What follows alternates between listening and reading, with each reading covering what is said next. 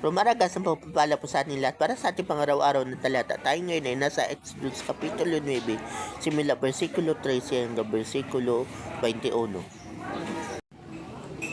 Sinabi ni Yahweh kay Moses, "Bukas ng umagang-umaga, pumunta ka sa Paraon. Sabihin mong iniuutos ko na sa payagan na niya na sumamba sa akin ang mga Israelita.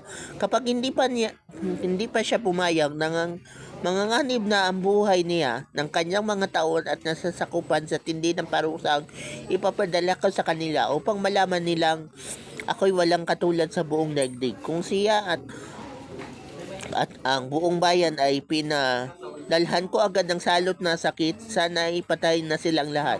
Ngunit hindi ko ginawa yun upang ipakita sa kanya ang aking kapangyarihan at sa gayoy kilanlin ako ng buong daigdig. Ngunit hanggang ngayon hinahadlangan pa niya ang aking bayan.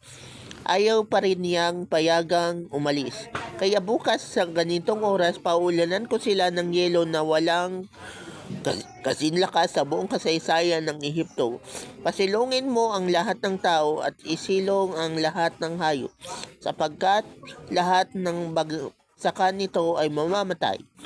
Ang ibang tauhan ng Paraon ay natakot sa pinasabi ni Yahweh, kaya pinasilong nila ang kanilang mga alipin at mga hayop. Ngunit ipinagwalang bahala ito ng iba at hinayaan nila sa labas ang kanilang mga alipin at mga hayop. Ang passage na ito ay tungkol doon sa salot ng hailstorm o yung matinding ulan ng niebe doon sa Egypt. So ano ang matututunan natin dito? Oo, yung Paraon, hindi siya nakikinig at matigas ang kanyang ulo. Pero yung ibang tagasunod niya, na yung mga ibang minister doon sa Egypt, ay nakinig at isinilong ang kanilang mga alipin at mga kahayupan. Ano matututunan natin dito? Simple lang.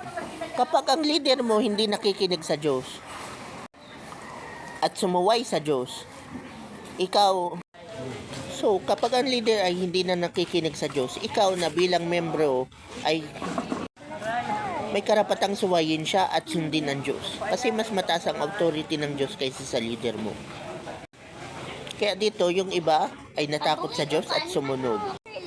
Pero may mga membro din na hindi na rin nakikinig sa Diyos at nakikinig lang sa kanilang leader. Kaya hindi nila isinilong ang kanilang kahayupan at mga alipin, kaya ito ay nagkanda mamatay. So, lesson learned? Kahit suwayin ng leader mo ang Diyos, sundin mo pa rin ang Diyos.